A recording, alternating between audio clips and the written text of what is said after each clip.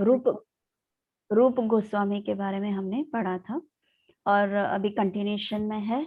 और रूप गोस्वामी का एक बार हम लोग फटाफट एक ग्लिम्स ले लेते हैं, ठीक है, जितना तक मैंने पढ़ाया है, और हम फास्ट फिर नए की तरफ चलते हैं। आप लोग को दिखाई दे रहा है? सबको दिखाई दे रहा है ना? Okay good. तो हमने रूप गोस्वामी के बारे में ये पढ़ा था कि रूप गोस्वामी जो है वो राधा रानी और ललिता सखी की मेड सर्वेंट है, मतलब उनकी सेविका है, और उससे बहुत ही क्लोजेस्ट जो है वो राधा रानी की मेड सर्वेंट है।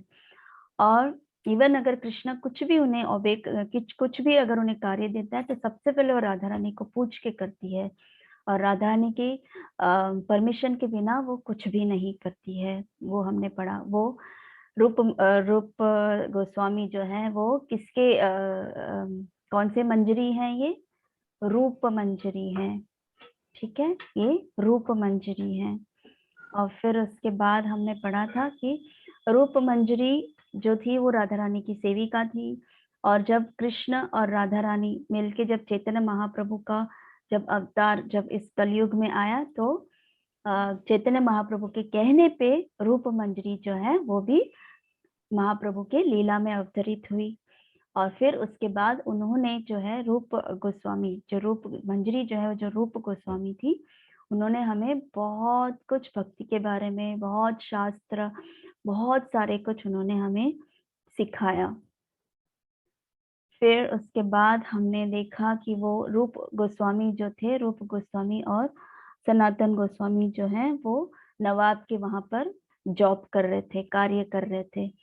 फिर रामकेली में जब महाप्रभु आए तब उन्हें पता चला कि महाप्रभु आए, तो दोनों भाग के महाप्रभु के पास आए, और फिर महाप्रभु ने उन्हें आशीर्वाद दिया कि बहुत जल्द आप इस जॉब को छोड़ के मेरे पास मेरी सेवा में आओगे।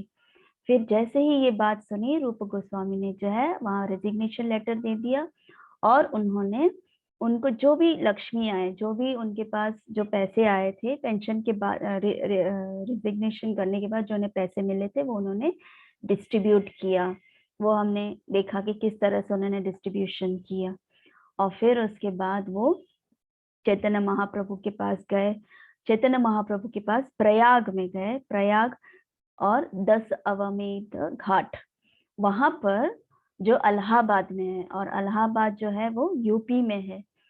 और वहां पर प्रयाग नाम का एक स्थान है जहाँ हर साल हर हर 2-3 साल में, आई थिंक हर 2-3 साल में प्रयाग होता है ना तीर्थ, वो कुंभ मेला 3 साल में होता है, 2 साल में, एवरी 2 इयर्स में कुंभ मेला होता है।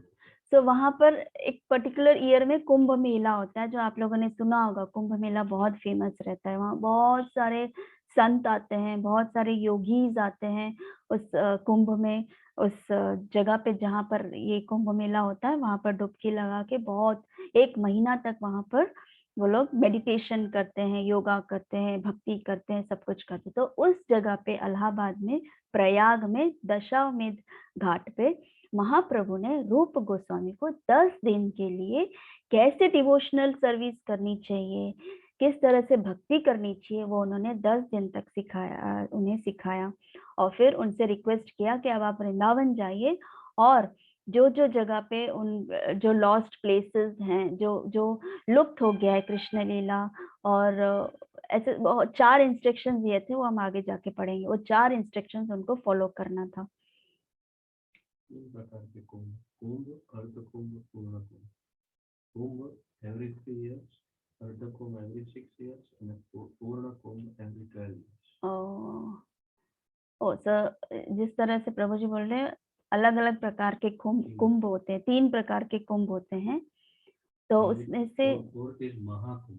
हाँ, चलो हम लोग उतना ज्यादा डीपली नहीं चलते हैं, लेकिन कुंभ ये जगह भी, इलाहाबाद भी एक कुंभ होता है इधर, एवरी 3 इयर्स अलग अलग जगह पे होता है।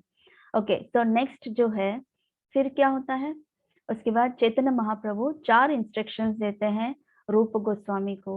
और वो 4 इंस्ट्रक्शंस क्या है कि जो लॉस्ट प्लेस है, जो कृष्ण वृंदावन में जो लुप्त हो गया है कृष्ण लीलाएं, जहां जहां कृष्ण ने लीलाएं की वो जगह प्लेसेस जो लॉस्ट हो गए उसको ढूंढना है, फर्स्ट इंस्ट्रक्शन था। सेकेंड इंस्ट्रक्शन, उन्होंने डीटी इंस्टॉल करना है, डीटीज जो है वो उसको इंस्टॉल करना है और उनकी पूजा कैसे करनी है वो उन्होंने सिखाया है। तीसरा, उन्होंने बहुत सारे डिवोशनल लिटरेचर स्क्रिप्चर्स लिखे हैं सनातन गोस्वामी और 5-4 गोस्वामियों के साथ उन्होंने अनेक लिटरेचर्स लिखे हैं। और फोर्थ, किस तरह से भक्ति करना है जो उन्होंने चैतन्य महाप्रभु से सीखा है वो हमें सिखाते हैं बुक के द्वारा, स्क्रिप्चर्स के द्वारा, कि इस तरह से इसको कैसे कृष्ण भक्ति करनी है, कैसे कृष्ण को प्राप्त करना है, कैसे गोलोक जाना है, कैसे कृष्ण की फ्रेंड बनना है, वो सब उन्होंने इंस्ट्रक्शंस उनके बुक्स में दिए हुए हैं।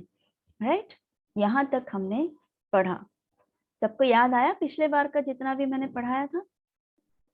तो ये जस्ट एक रिवीजन था। अब हम आज के सेशन में मतलब न्यू प्रेजेंटेशन में जाएंगे। तो ये था श्रील रूप गोस्वामी और गोविंद देव जी। तो अब पढ़ेंगे कि रूप गोस्वामी को गोविंद देव जी कैसे मिले करके। ठीक है, तो एक बार रूप गोस्वामी जो थे वो रोज जो भजन उनका जो हमेशा नित्य क्रिया जो होती है उनके कुटिया में वो करते रहते थे। और उनकी कुटिया कहाँ थी? जो जो राधा दामोदर टेम्पल, जो लोग जो पुराने भक्त हैं वो सब जानते हैं राधा दामोदर मंदिर। उस राधा दामोदर मंदिर के पीछे उन्होंने एक उनकी कुटिया बनाई जहां हम आज भी जाकर देखते हैं। उनकी समाधि उधर है, राइट, उनकी समाधि उधर ही बनी है। उनकी जो भजन कुटीर है वो भी उधर ही है। तो वहां पर वो नित्य अपना भजन करते थे, चैंटिंग करते थे, सब करते थे। फिर चैतन्य महाप्रभु ने जो जो इंस्ट्रक्शंस दिया उनको अच्छे से उन्होंने फॉलो किया।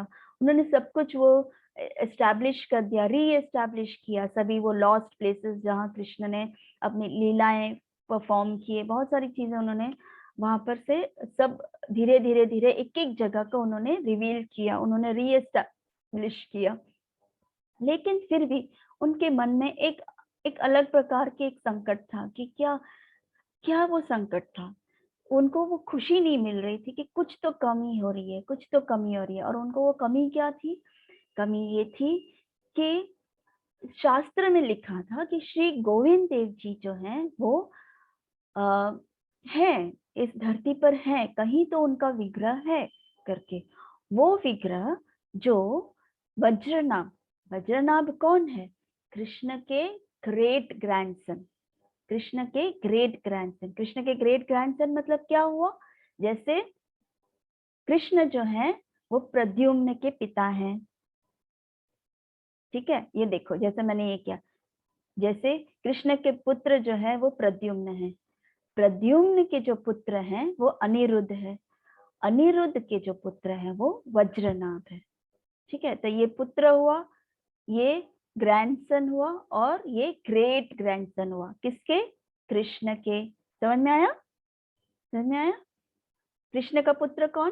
प्रद्युम्न। प्रद्युम्न का पुत्र कौन? अनिरुद्ध। तो कृष्ण के क्या हुआ? ये पौत्र हुए, ग्रैंडसन हुआ। दिखाई नहीं दे रहा है। अच्छा, किसी को भी दिखाई नहीं दे रहा है? सबको दिखाई दे रहा है? मैम माता जी दिख रहा है। हाँ माता जी दिखाई दे रहा है। हाँ, तो फिर क्यों तुम्हें नहीं दिखाई दे रहा विदिशा? हाँ, सबको दिखाई दे रहा है विदिशा, उसको कैसे हो सकता है कि उसको नहीं दिखाई दे रहा? विदिशा को अकेले को नहीं दिखाई दे रहा।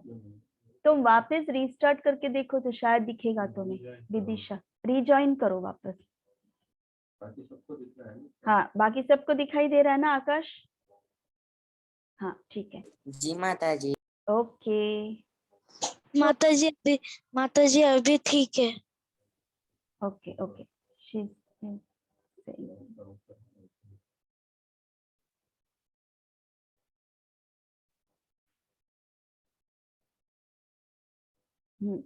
तो ये समझ में आएगा। तो अनिरुद्ध जो है, अनिरुद्ध का जो पुत्र है वो वज्रनाभ है, जो उनका लास्ट वंशज होता है। कृष्ण के वंश में वज्रनाभ आखिरी में होता है। तो अभी यदुवंश तो सब खत्म हो गया था, द्वारका सब डूब गया था, तो अब वज्रनाभ ही बचे थे। तो ये जो वज्रनाभ है, तो हम अभी थोड़ा वज्रनाभ की तरफ जाते हैं क्योंकि गोविंद देव की तरफ जाना हो तो थोड़ा वज्रनाभ के बारे में जानना जरूरी है, इसलिए मैंने यहाँ पर थोड़ा वज्रनाभ के बारे में लिया है कि उन्होंने क्या किया है करके। ठीक है, तो ये आप लोगों को समझ में आ गया कि कृष्ण का ग्रेट ग्रैंडसन वज्रनाभ है। ओके, सो वज्रनाभ क्या हुआ? After the departure of Lord Krishna, जब कृष्ण इस धरती से अपनी लीलाएं समाप्त करके गोलोक जा रहे थे, गोलोक चले गए, तब वो सबसे ज्यादा क्लोज थे पांडवास के साथ। आप सब अगर जानते हो महाभारत में पांडवास हैं, कौरवास हैं, उसमें पांडवास जो है वो कृष्ण के बहुत ही शुद्ध भक्त थे। जो भी कृष्ण कहते थे, कृष्ण के इंस्ट्रक्शंस को ही फॉलो करते थे, उस तरह के वो भक्त थे। इतनी अच्छी भक्ति करते थे वो, कृष्ण के बिना उनकी लाइफ ही नहीं थी, उस तरह की वो भक्ति करते थे। तो पांडव जो है, जब उन्हें पता चला कि कृष्ण अब इस धरती से उन्होंने सब कुछ समेट कर अपने धाम चले गए, तो पांडवा से ये सहन नहीं हो पाया कि अब हम कृष्ण के बिना कैसे रहेंगे, हमारा तो सब कुछ कृष्ण की वजह से था, अब हम यहाँ जी कर करेंगे क्या। तो उन लोगों ने भी डिसाइड किया कि हमें भी अब जाना है करके, क्योंकि हम भी कृष्ण के बिना नहीं रह सकते हैं।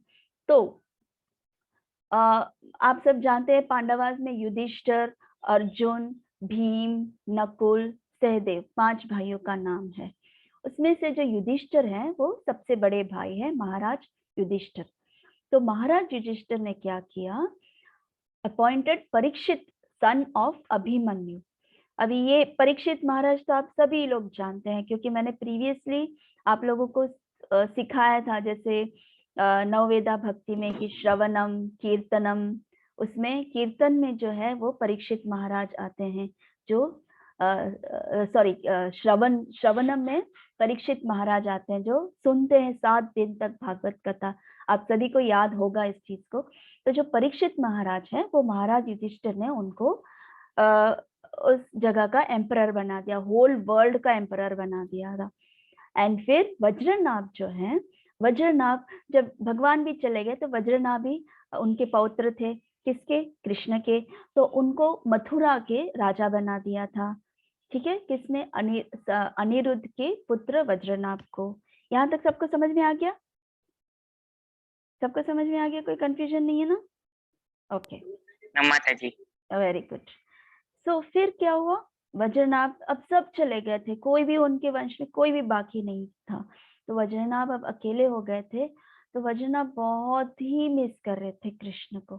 तो सब जानते थे ना कि कृष्ण के ग्रेट ग्रैंडसन है वज्रनाभ। तो सभी डिवोटीज जो है, सभी भक्त, जो बड़े बड़े संत महासंत जो थे, उन्होंने वज्रनाभ को रिक्वेस्ट किया कि वज्रनाभ जी आप क्यों नहीं एक कार्य करते, आप वापस जितना भी वृंदावन में जितने भी कृष्ण ने लीलाएं किए उन सबको वापस जागृत करो करके, क्योंकि अब कृष्ण तो नहीं रहे, तो उनका जहां जहां उन्होंने लीलाएं की उसको तो मेंटेन करना पड़ेगा ना, ताकि आगे लोगों को पता चले। तो इस तरह से सभी भक्तों ने, बड़े बड़े संत ने उनको सजेशन दिया। तो वज्रनाभ ने सोचा कि चलो अब मैं, उन्होंने डिसाइड कर लिया कि अब मैं जितने होली प्लेसेस हैं, जितने भी जहां जहां भी कृष्ण ने लीलाएं की है, वो सब अभी मैं एस्टैब्लिश करूंगा, इंस्टॉल करूंगा, और उनके जैसे ही विग्रह को वहां पर ब्रजधाम में स्थापना करूंगा। उन्होंने डिसाइड किया था, लेकिन उसके लिए उनको आशीर्वाद की जरूरत थी, मर्सी, राधा और कृष्ण की कृपा की जरूरत थी। तो उन्होंने क्या किया? यमुना घाट के वहां एक कल्प वृक्ष था।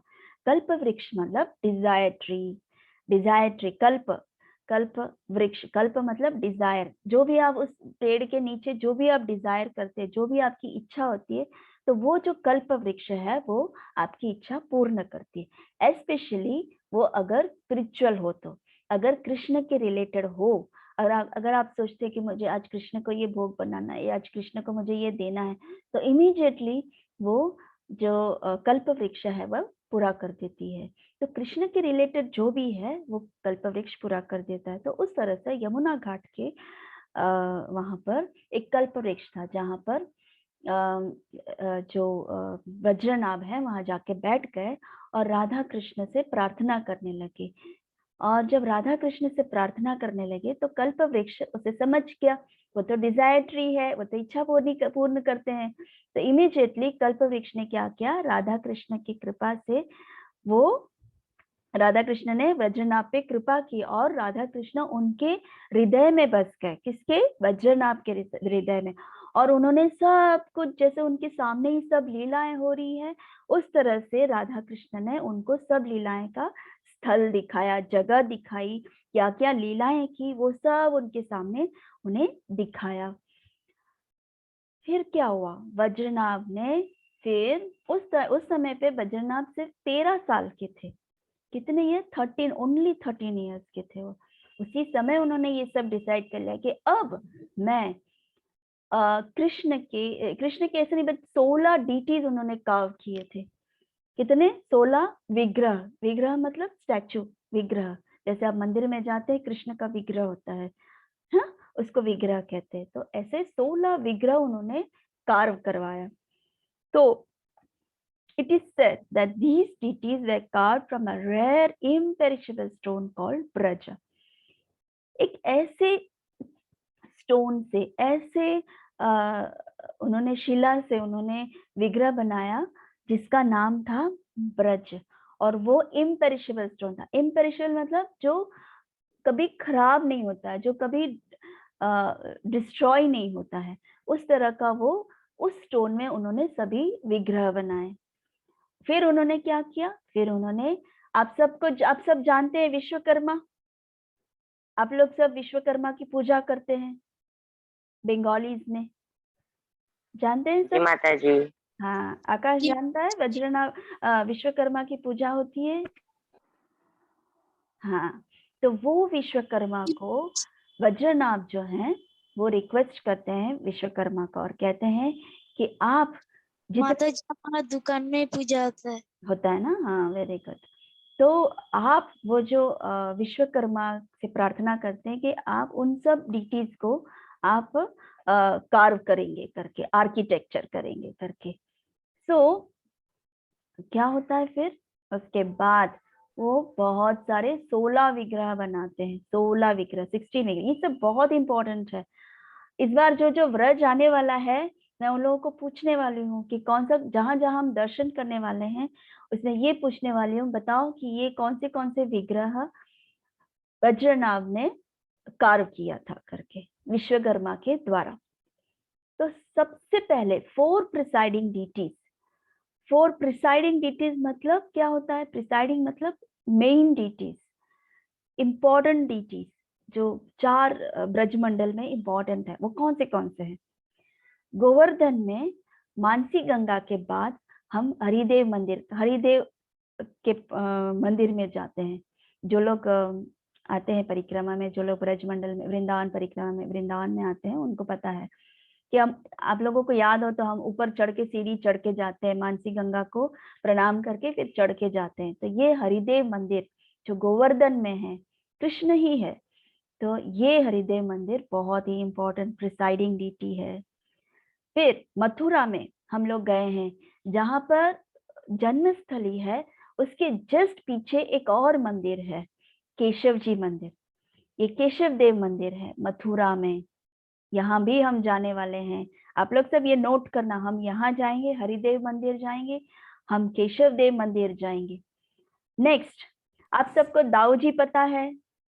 बड़े दाऊ जी आप सबको पता है, जो वृंदावन आए हैं। बलराम जी। बलराम जी, यस। वो दाऊ जी जो हैं वो 3rd प्रिसाइडिंग डीटी है।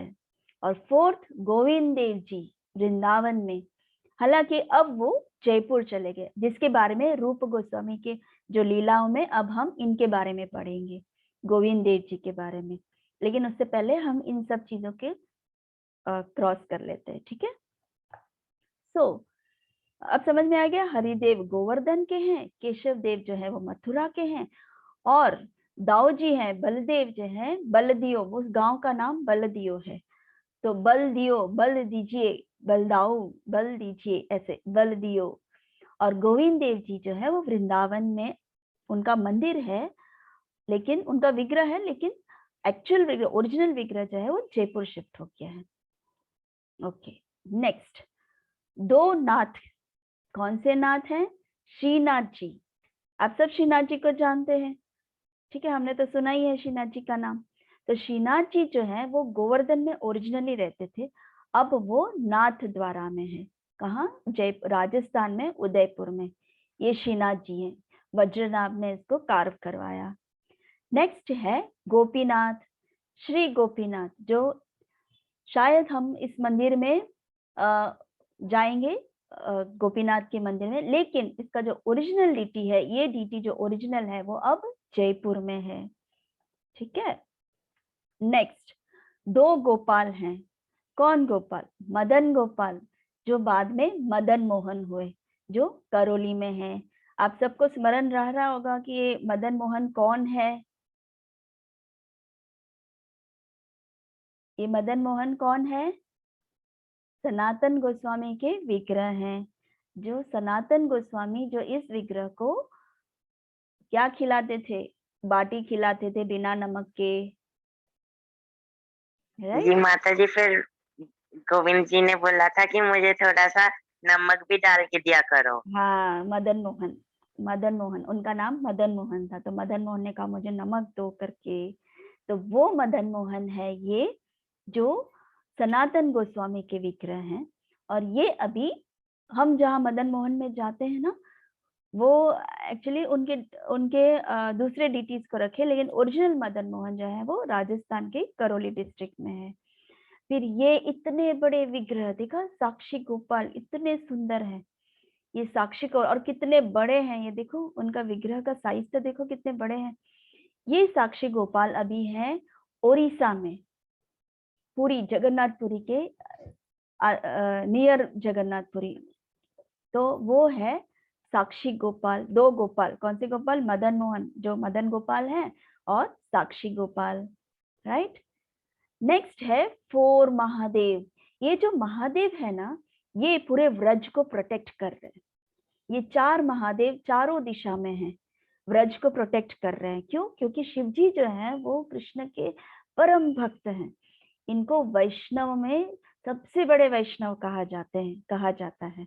आप लोगों को अगर याद है, हम लोगों ने 12 महाजनों में से शिव जी का भी पढ़ा है। वो सभी उन महाजनों में से एक महाजन है शिव जी भी। सो द 4 महादेव, चक्रेश्वर महादेव जो गोवर्धन में है। चक्रेश्वर महादेव में कौन थे? किसने मच्छर से किसने भगाया? मच्छरों से किसने भगाया? मैम, महादेव ने। हाँ, कौन से महादेव? चक्रेश्वर महादेव।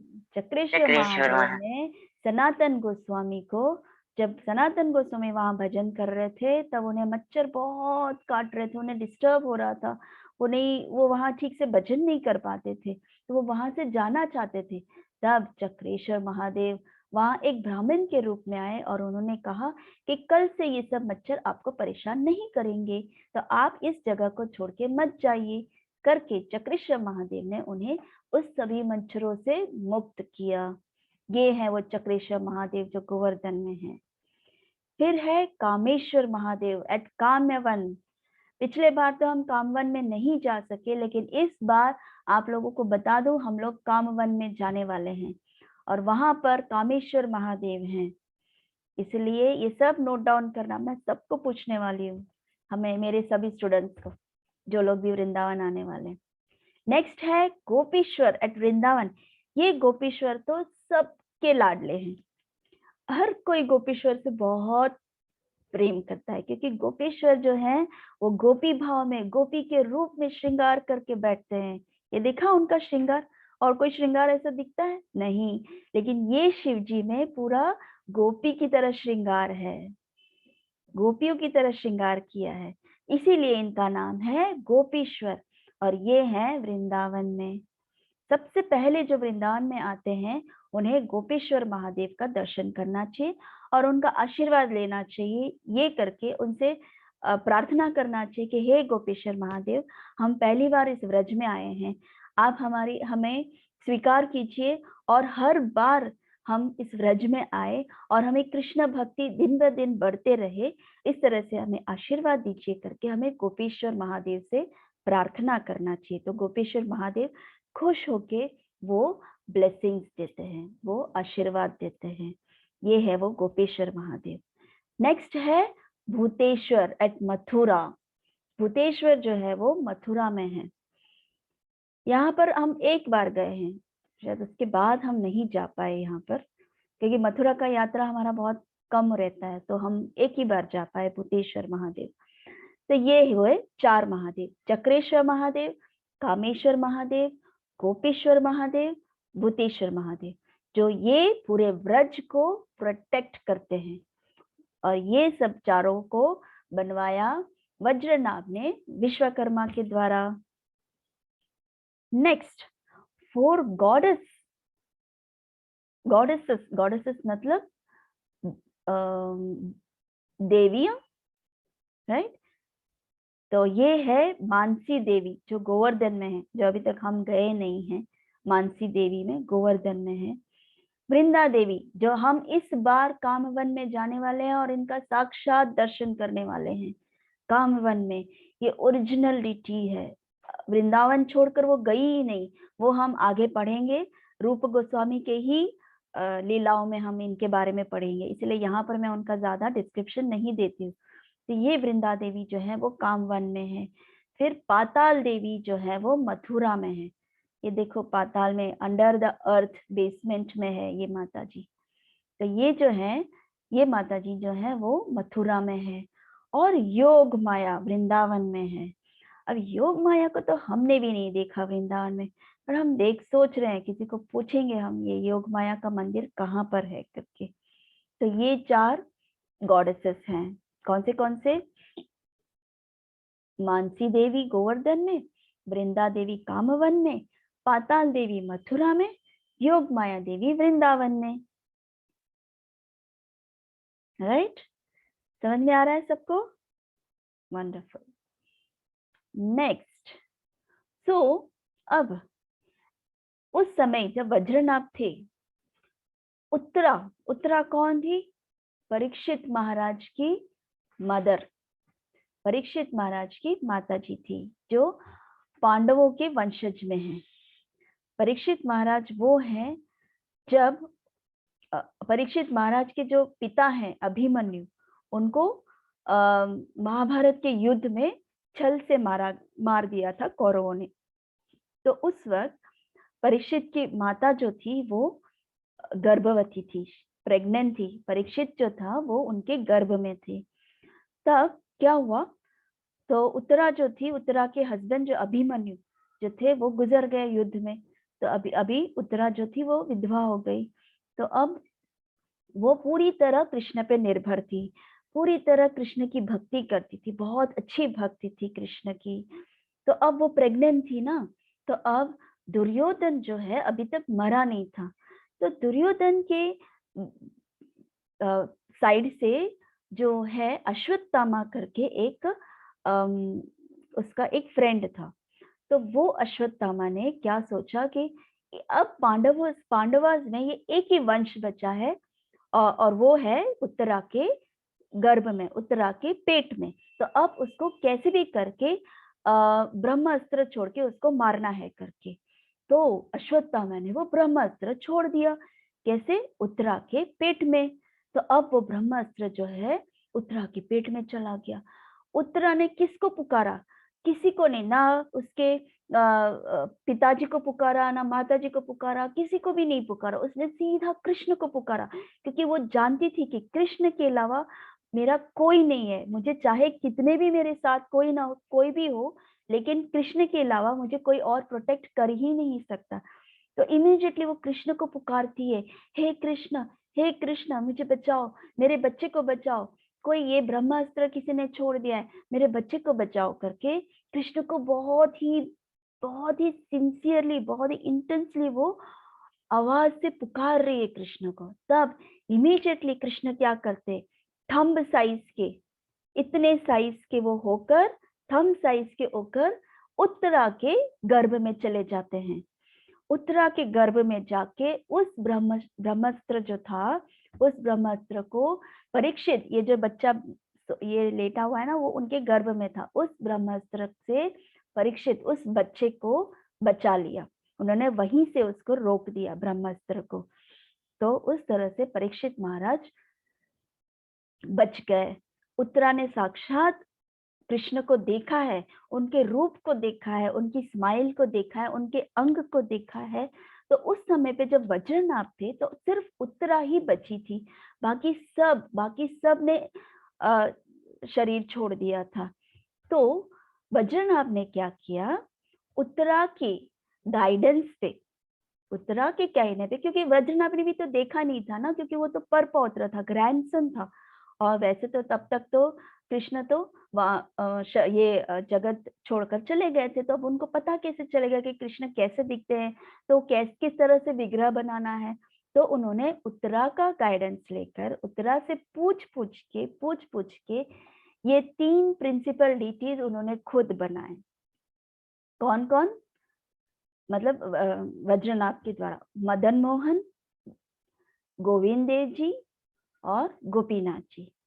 ये मदन मोहन सनातन गोस्वामी के, गोविंद देव जी जो है वो रूप गोस्वामी के हैं। तो इतना सुंदर विग्रह उत्तरा के कहने पे, उत्तरा के गाइडेंस पे उन्होंने बनाया। जब उत्तरा ने ये सब देखा, ये जब डीटीज बन गए और वज्रनाभ जो है उत्तरा के पास, उत्तरा को ले गए और उन्होंने दिखाया कि देखो ये 3 डीटीज मैंने बनाए हैं करके। तो जब उत्तरा को दिखाया, उन्होंने सबसे पहले राधा मदन मोहन को देखा, और जब राधा मदन मोहन को देखा तो उन्होंने कहा कि हो, ये मदन मोहन के चरण तो बिल्कुल श्याम सुंदर कृष्ण जैसा ही है, उनका चरण सेम, ये मदन मोहन का जो चरण है ये सेम कृष्ण के लोटस फीट जैसा है। ठीक है, ये याद रखना है कि मदन मोहन किसके जैसे, किससे रिवील करते हैं, कैसे रिवील करते हैं अपने आप को, उनके लोटस फीट के द्वारा रिवील करते हैं। नेक्स्ट, जब उन्होंने, उत्तरा ने गोपीनाथ को देखा, राधा गोपीनाथ को देखा, तब उन्होंने क्या देखा, उन्होंने कहा ओ, इनका तो चेस्ट, इनका वक्षस्थल, चेस्ट और फ्लूट कृष्ण से रिसेंबल करता है, बिल्कुल सेम ऐसे ही दिखता है कृष्ण, इनका चेस्ट और फ्लूट जो है कृष्ण जैसे ही दिखता है, ऐसा वो बोलती हैं। और फिर उसके बाद जब वो गोविंद देव को देखती है तो देखती रह जाती है, और वो बोलती है कि ये गोविंद देव का इतना सुंदर चेहरा, इतना सुंदर स्माइल जो है वो कृष्ण की तरह दिखता है, उनकी स्माइलिंग फेस जो है वो गोविंद देव जी से मिलता है, इनका जो वक्षस्थल और जो फ्लूट है वो राधा गोपीनाथ से मिलता है, उनका जो चरण है वो राधा मदन मोहन से मिलता है। ऐसे करके ये 3 विग्रह बनते हैं, और ये 3 विग्रह बहुत ही स्पेशल डीटीज है, बहुत ही स्पेशल डीटीज है। तो इस तरह से उन्होंने 16 विग्रह बनाए, 16 विग्रह वज्रनाभ ने बनाए, जो मैंने आपके सामने आज प्रस्तुत किया, जो आपको लाइफ टाइम आपको याद रहना चाहिए। किसी ने भी अगर कल आपके सामने कोई नया भक्त आ जाए और पूछे कि ये इतना सुंदर विग्रह किसने बना, अरे वज्रनाभ, तो आपको पता है वज्रनाभ कौन है, तो वो बोलेगा नहीं मुझे नहीं पता वज्रनाभ कौन है। वज्रनाभ है कृष्ण जी, कृष्ण के ग्रेट ग्रैंडसन, अनिरुद्ध के पुत्र, अनिरुद्ध के पुत्र। अनिरुद्ध किसके पुत्र हैं, प्रद्युम्न के पुत्र, और प्रद्युम्न किसके पुत्र है, कृष्ण के पुत्र। उस तरह से आपको समझाने आना चाहिए। जब हम कृष्ण के साथ हैं तो कृष्ण के बारे में पता लगना चाहिए ना, पता होना चाहिए ना, तो इसीलिए मैं आपको ये सब बताती हूँ। ठीक है, तो ये सब हुआ वज्रनाभ के बारे में, और वज्रनाभ ने जो जो डीटीज कार्व किए उसके बारे में। तो हम वापस रूप गोस्वामी की तरफ बढ़ते हैं। तो रूप गोस्वामी बहुत दुखी थे कि मैं ये गोविंद देव को कहाँ ढूंढूं, क्योंकि स्क्रिप्चर्स में है कि कहीं तो ये गोविंद देव जी हैं, क्योंकि वज्रनाभ ने बनाया तो वो भी स्क्रिप्चर्स में तो था ही कहीं तो, कि ये गोविंद देव रह गए, कहाँ पर रह गए, कुछ समझ भी नहीं आ रहा था गोविंद देव कहाँ रह गए। मैंने सभी जगह ढूंढा, रूप गोस्वामी अपने आप ही बोलते रहते कि मैंने सभी जगह ढूंढा, ब्रजवासियों के घर पे ढूंढा। अब मदन मोहन तो, राधा मदन मोहन तो सनातन गोस्वामी को मिल गए, क्योंकि वो तो किसी मथुरा के एक चौबे के घर थे, वो एक ब्राह्मण के घर पर थे, जो उन्हें अपने आप ही सनातन गोस्वामी के घर मदन मोहन आ गए थे, लेकिन गोविंद देव जी कैसे आएंगे, कैसे मिलेंगे, उन्हें कुछ समझ में नहीं आ रहा था। वो एक एक ब्रजवासियों के पास जाते थे, पूछते थे कि क्या आपने कभी मदन मोहन को देखा है, सॉरी गोविंद देव जी को देखा है, तो मैं ढूंढ रहा हूँ उनको। लेकिन सभी के वहां एक ही जवाब थे कि हम जानते ही नहीं है कि गोविंद देव जी कहाँ है, कौन है, हमें नहीं पता ये विग्रह कहाँ है करके। तब अब जिस तरह से सनातन गोस्वामी रोज गोवर्धन परिक्रमा करते थे, उसी तरह रूप गोस्वामी जो है वो वृंदावन परिक्रमा करते थे। वृंदावन परिक्रमा जो है वो 11 किलोमीटर के, जो सनातन गोस्वामी जो गोवर्धन परिक्रमा करते थे वो 21 किलोमीटर के थे। अब वो वृद्ध हो गए तो भगवान स्वयं आ गए, गिरिराज दे दिया, उन्होंने बोले कि भाई इसी को परिक्रमा लगाओ। लेकिन रूप गोस्वामी को उन्होंने ऐसे कुछ नहीं कहा, लेकिन वो 11 किलोमीटर आराम से रोज करते थे। तो एक बार करते थे, रोज करते करते करते एक बार अचानक उनको गोविंद देव की याद आ गई। एक पेड़ के नीचे वो एकदम रेस्टलेस होके बैठ गए, बोले कि मुझे गोविंद देव कहाँ मिलेंगे, कहाँ मिलेंगे। उनका मन बहुत व्याकुल था, वो रह नहीं पा रहे थे, उनका अश्रु आंख से पानी गिर रहा था कि मैं गोविंद देव को कैसे ढूंढूं, मैं चैतन्य महाप्रभु ने जो मुझे मिशन दिया उसको कैसे फुलफिल करूं, मेरे से होगा कि नहीं होगा, मुझे बहुत चिंता हो गई, मुझे कैसे मिलेंगे, कैसे मिलेंगे करके यमुना घाट के बगल में जो एक पेड़ था, वृक्ष था, वहां पर बैठ के वो सोच भी रहे थे और रो भी रहे थे, आंख से पानी आ गया था उनको कृष्ण को याद करते करते। तब क्या हुआ, उसी समय एक ब्रजवासी लड़का वो भी परिक्रमा लगा रहा था।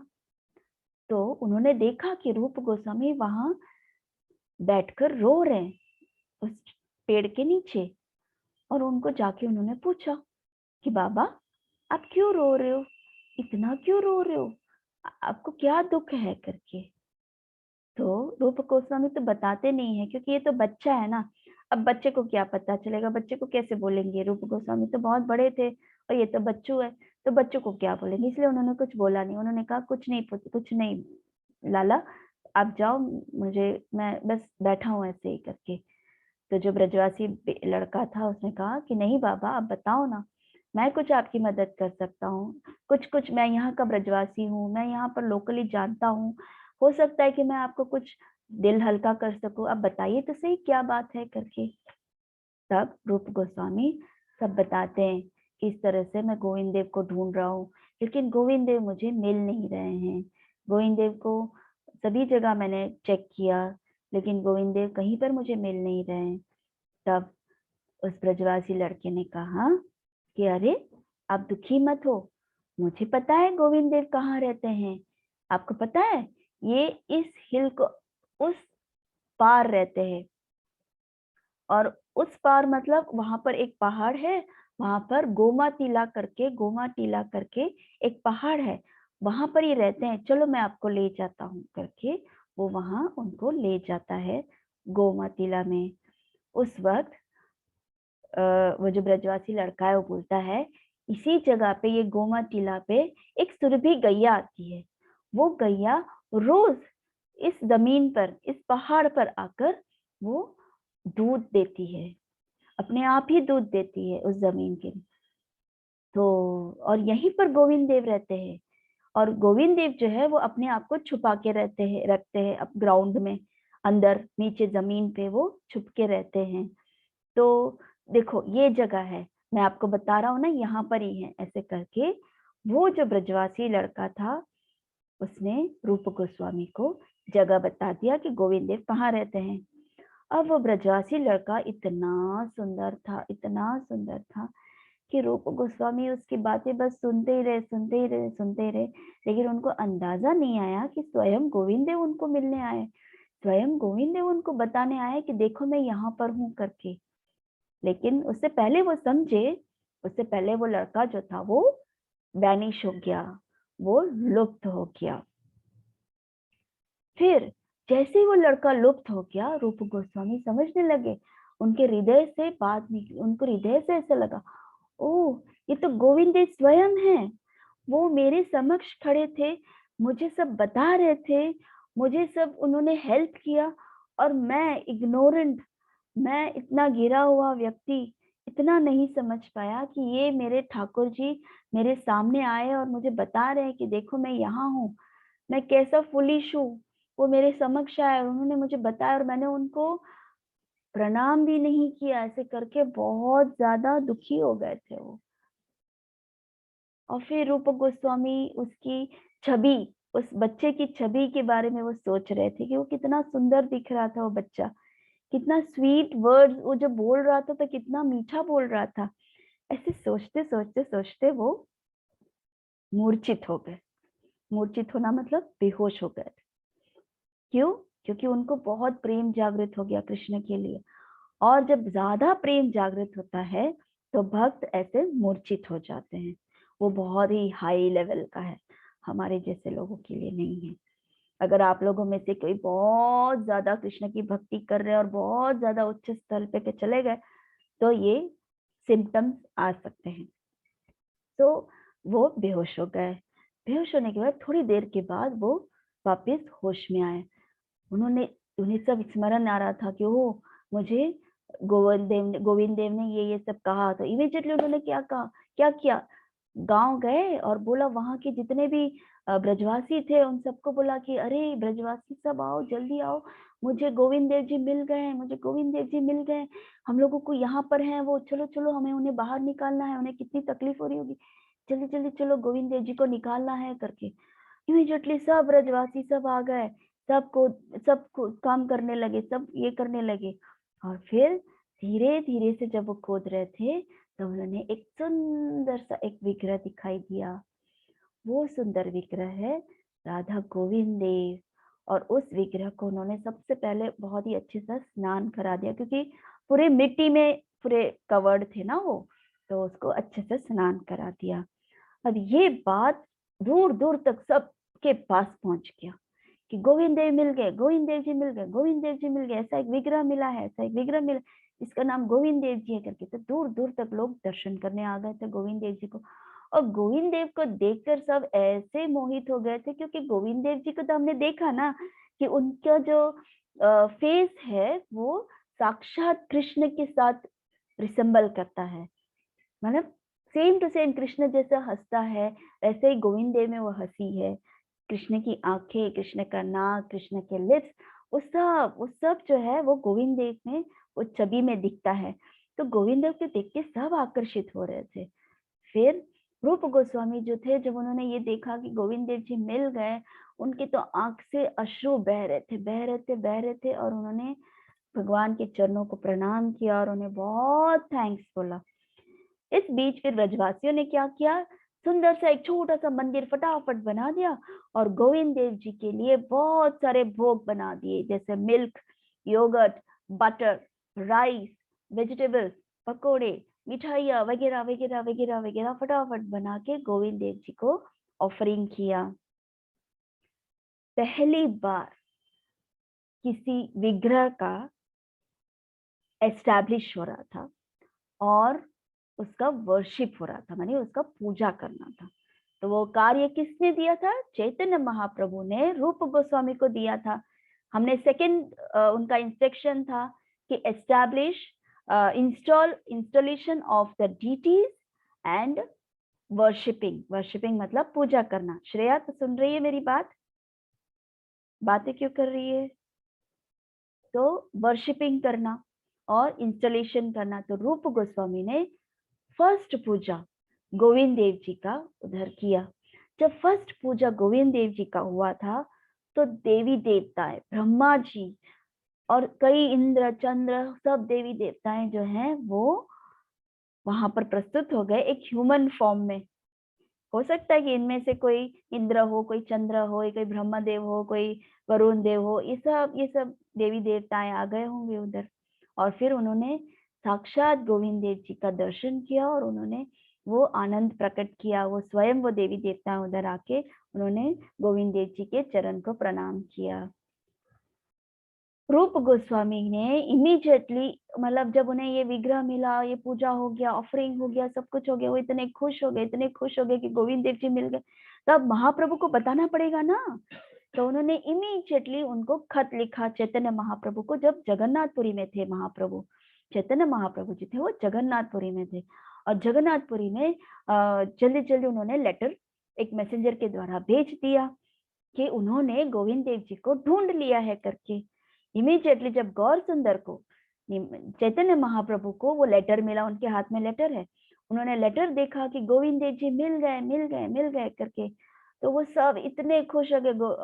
चैतन्य महाप्रभु के साथ उनके और भक्त थे, उनके एसोसिएट थे, उन्होंने पढ़ा, उन्होंने देखा सुना कि गोविंद देव जी मिल गए, गोविंद देव जी, तो सब इतने खुश हो गए, सब इतने प्रसन्न हो गए, और उस प्रसन्नता में उन लोगों ने इतना जोर जोर से कीर्तन किया पुरी में। इस तरह से रूप गोस्वामी को गोविंद देव जी मिले, है ना, बहुत इंटरेस्टिंग। यहाँ तक सबको समझ में आ गया? गुड। फिर नेक्स्ट, अब आप देख सकते हैं, नहीं देख सकते, तो अब जो रूप गोस्वामी, एक और राधा रानी के बारे में यहाँ पर लीला है कि उनके साथ जो राधा गोविंद देव के साथ विग्रह के साथ राधा रानी है, वो राधा रानी कैसी आई, वो एक लीलाएं है। तो ये राधा रानी जो है वो गोविंद देव के साथ अभी है। तो ये राधा रानी जब रूप गोस्वामी वृंदावन में आने से पहले की बात है ये, कि ये राधिका जो है, ये राधा रानी जो है वो जगन्नाथपुरी, ये पूरी धाम है जगन्नाथपुरी धाम, जहाँ पर जगन्नाथ बलदेव सुभद्रा रहते हैं।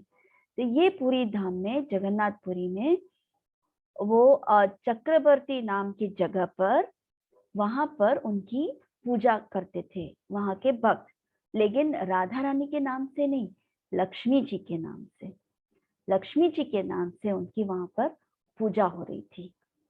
तो राधा रानी को अब गोविंद देव जी के पास जाना था, तो उनको कुछ तो लीला करनी थी, और गोविंद देव तब तक तो छुपे हुए थे, बाहर तो निकले नहीं थे, तो वो इंतजार कर रही थी।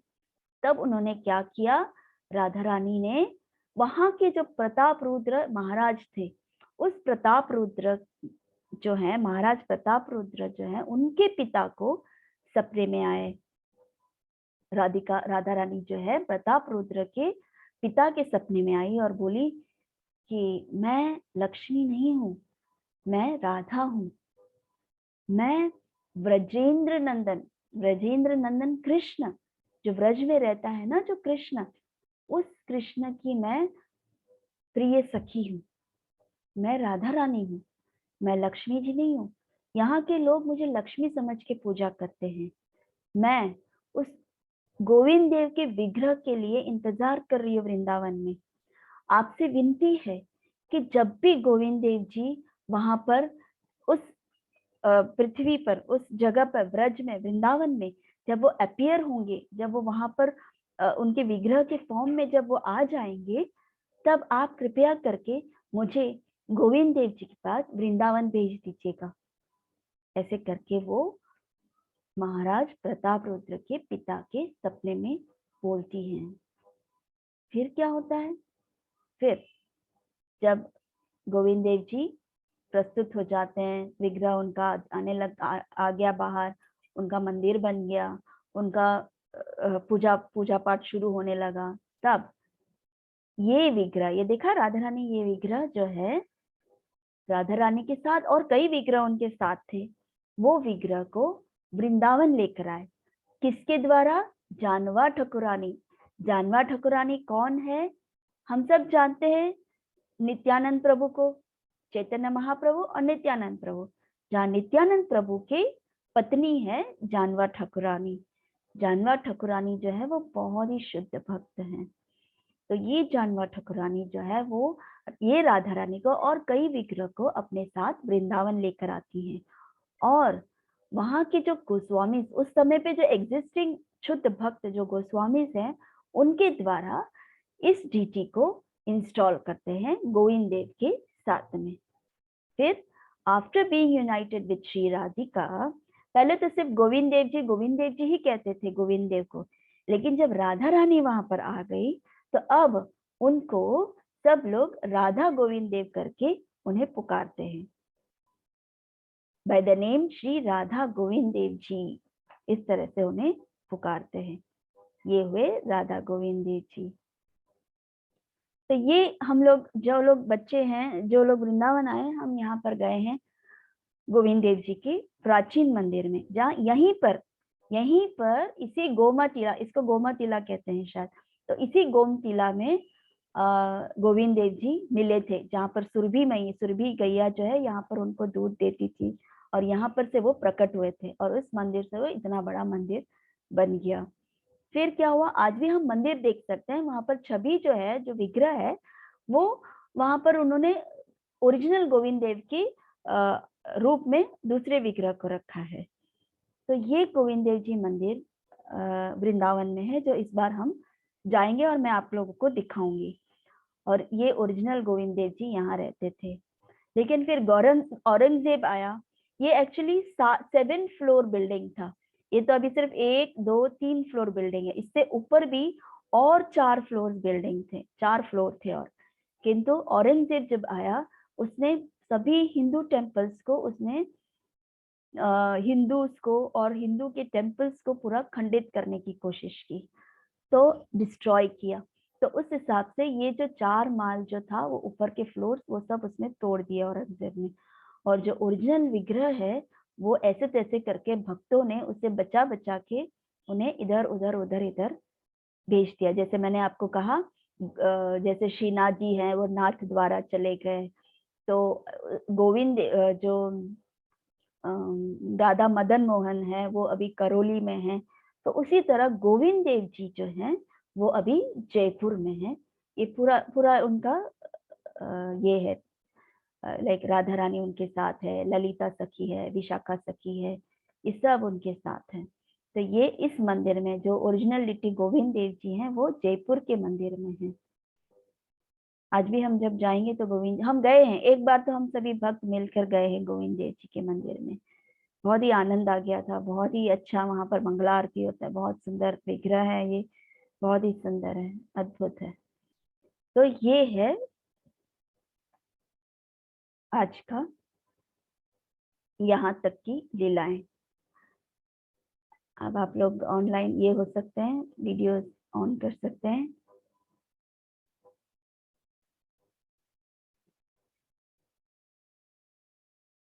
बहुत ही इंटरेस्टिंग सब्जेक्ट था, बहुत ही नया सीखने मिला, और ये सब चीजें आपको याद रखना है। जैसे मुझे लगता है इसमें से नोट्स सिर्फ राज बनाता है। राज, नोट्स बना रहे हो आप? नोट्स बना रहे हो? माता जी, अभी आपका आवाज बहुत स्लो आ रहा है ना, इसलिए मैं आपकी वीडियो में देख के बनाऊंगा। अच्छा ठीक है, लेकिन समझ में सुनाई तो दिया कि नहीं? नहीं सुनाई दिया माता जी, वही बोल रहे हैं, बहुत स्लो